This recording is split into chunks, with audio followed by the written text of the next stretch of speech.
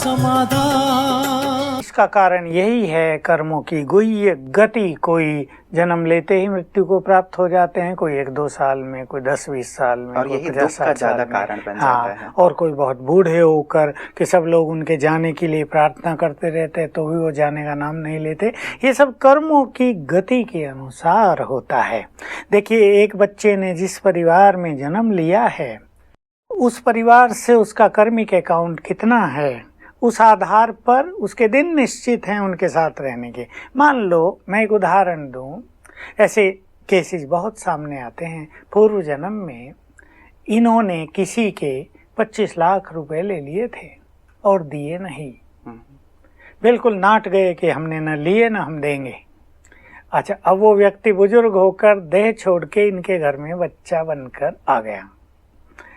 अभी आते ही वो बीमार है और उस पे इनका खर्च हो रहा है। बच्चे से बहुत प्यार है, खर्च हो रहा है। 25 लाख हो गए, अब वो धीरे धीरे ठीक होने लगा। 30 हो गए, 40 लाख खर्च हो गए, वो पूरा ठीक हो गया और पूरा ठीक होते ही देह छोड़ के चल दिया। कोई भी घटना हो गई, कुछ भी कारण हो गया, अब इनको रोता भी छोड़ गया और पैसा भी आज सहित लेके भी चला गया। तो इस तरह ये खेल चलता रहता है।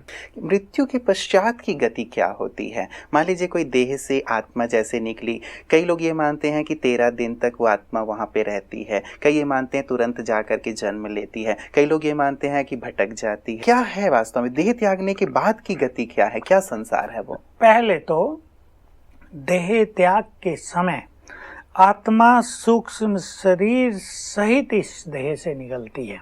सूक्ष्म शरीर इस देह में ठीक ऐसा ही है जैसा ये स्थूल शरीर।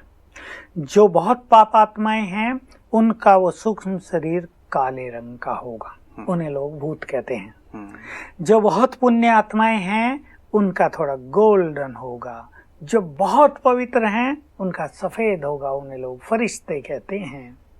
तो आत्मा जब देह छोड़ती है तो जो सर्वश्रेष्ठ आत्माएं हैं वो ब्रह्मरंध्र से, ऊपर से, आंखों से, कुछ आत्माएं मीडियम, मुख से, नाक से, कानों से, ये छिद्र हैं। और कुछ जो बहुत पाप आत्माएं हैं वो जो तमो प्रधान छिद्र हैं उनसे ये आत्माएं बाहर निकलती हैं। तो पहले तो ये बात सबको जानना चाहिए, सबसे सुखद है आंखों से निकल जाना या ऊपर से निकल जाना।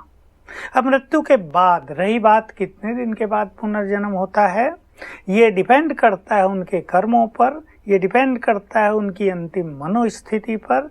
इसका आधार है कि उन्होंने पुण्य कितने किए हैं और वो निर्मोही कितने बने हैं। ऐसा तो नहीं कुछ इच्छाएं उनको जकड़े हुए हैं, मुझे भी ये काम करने थे, ज्यादातर लोगों तो का ये रहता है। तो देह छोड़ने के बाद वो तृष्णाएं उनके मन में बसी रहती हैं तो वहां से जाती नहीं है। नीचे वाले भी रो रहे हैं मोह में, वो भी उसको बांधे रखते हैं। मान लो किसी का पति चला गया, अब पत्नी निश्चित रूप से बहुत दुखी है, तो उसका दुख, उसका मोह पति को जाने नहीं दे रहा है।